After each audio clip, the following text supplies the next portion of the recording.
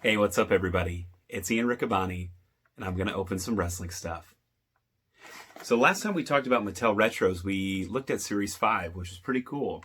It was the Macho Man Randy Savage and NWO gear, and it was the New Day. And that series came out, I believe, the end of 2017, early 2018. That's when I saw it. And into 2018, we started to see this set. And we have Bray Wyatt.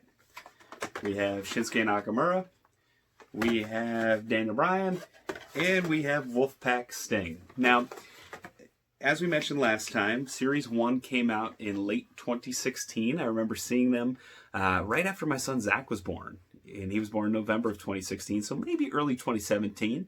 And they were all over the place. They were supposed to be Walmart exclusives. And I remember right before Toys R Us closed, they started getting Series 1 as well. And from there, it was just really hit or miss as to where you could find any of these retro figures. And when Toys R Us closed, it became even more of a puzzle.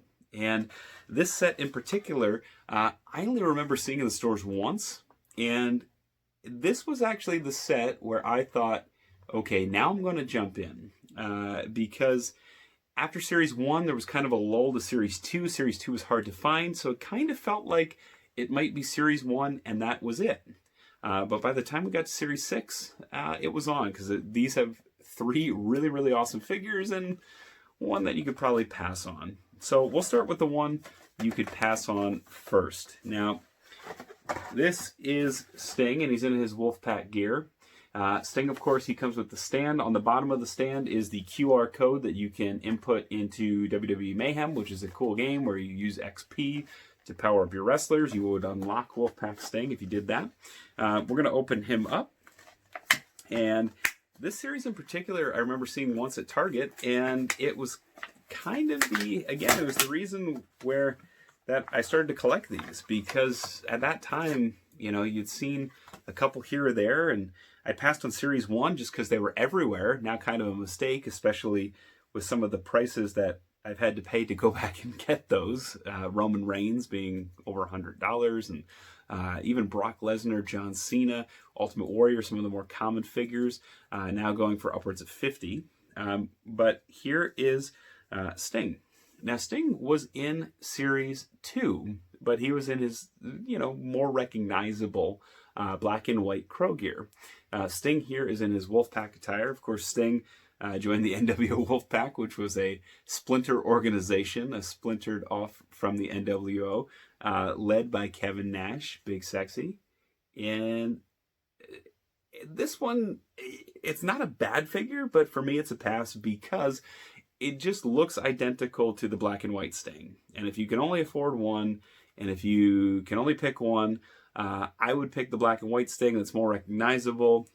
And the red face paint just was always kind of an odd look for Sting.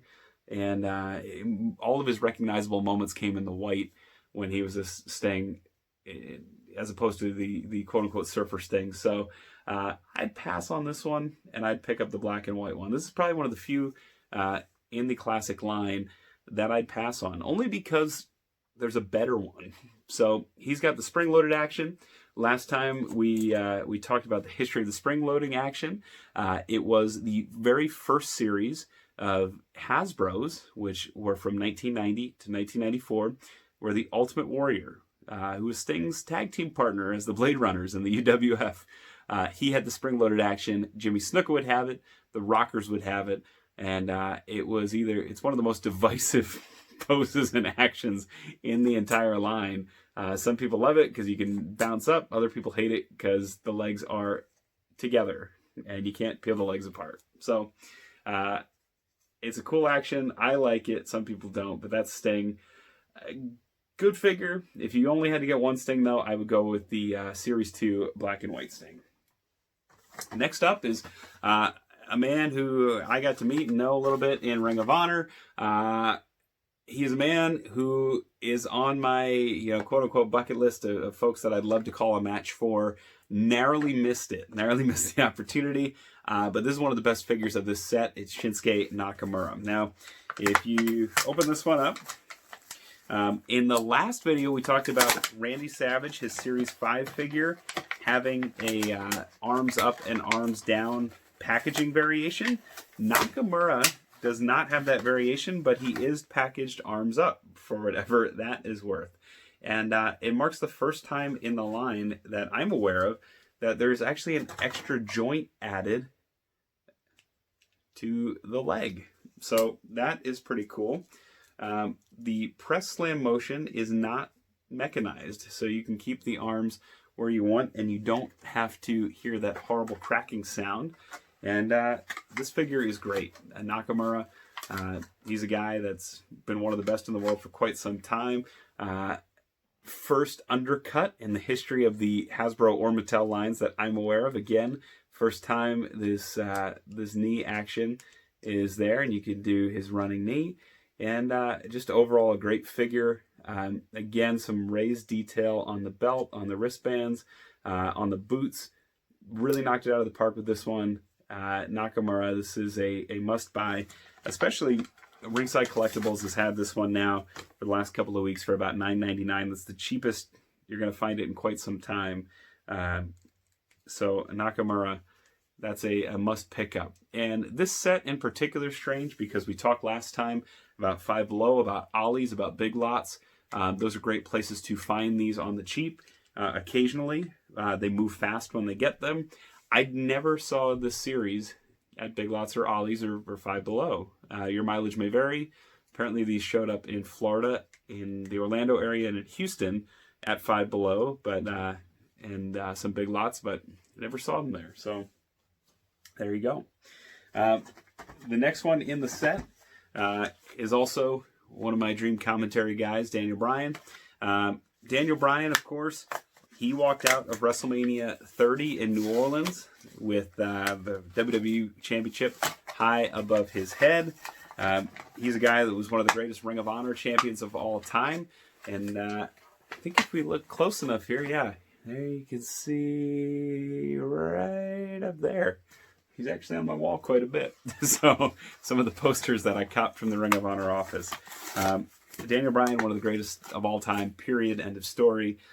His legacy throughout every organization he's been in, whether it's the Ring of Honor Championship he's wearing in the poster above me, or the FIP Championship, or the WWE Championships that he's won, really says it all. This is a tremendous figure, though. It's got the molded on beard. It's got great deco on the tights. And again, this is just decoed enough, you know, to kind of mimic what Hasbro was doing. Because if they would have went all out and put stickers and really painted it and done what they're capable of doing in 2019 or 2018 when these came out, it probably wouldn't have felt as authentic. But this one feels super authentic and true to the line. This one's interesting because it looks like a jumper. It actually is not. It performs kind of an elbow smash. And if you get somebody locked in a submission, you can drive that elbow in like Bryan used to do in Ring of Honor. So that's a cool figure from my perspective. I always thought this was a jumper until just now when I took it out of the package. So that is a motion unique to the retro line. So pretty cool.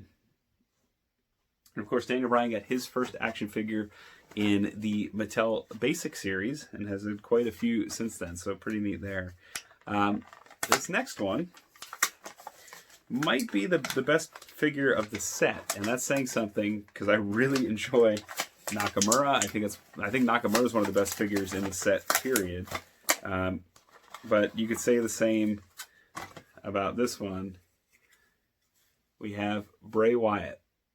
That's pretty cool. Really tatted up, cool artwork, cool tats. About the level of detail the Bam Bam Bigelow has, so I'll let it slide. The Bam Bam Bigelow from the red cards. It came out in early '94.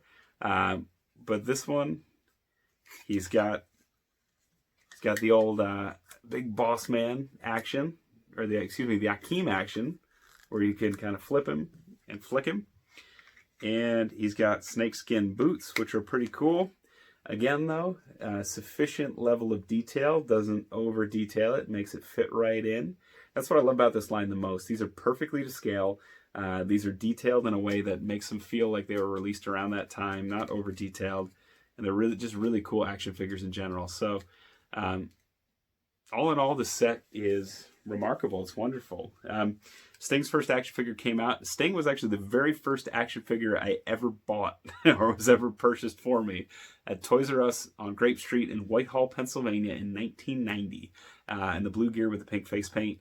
And it's amazing all these years later, nearly 30 years later, I'm out here still buying Sting action figures. That speaks to the quality and just longevity of this man's career, Hall of Fame career. And yeah, so I thought that was pretty neat, pretty interesting. So out of these, I would definitely go out of your way to get Nakamura, definitely go out of your way to get Bray Wyatt, and definitely go out of your way to get Daniel Bryan. If you had to choose between the black and white Sting or the red and black Sting, I would personally go for the white and the black. The red and the black, though, still a cool figure too. So there you have it. Still to come, in the next couple of videos, we'll go through the December Pro Wrestling Crate. Those Ring of Honor figures, they're burning a hole in my pocket. Going to show them off, review them, trying to time that nicely with the release of the next sets, which include Bandito, Brody King, PCO, all of Villain Enterprises. So we got them on ice, them on hold. We might get to the January box by then. Also, some exciting news. I got an exclusive autographed trading card coming out through the High Spots subscription service, so you're not going to want to miss that, and so much more. So for this edition of Ian Riccaboni Opens Wrestling Stuff, I'm Ian Riccaboni. Thanks for watching, and happy wrestling, everybody.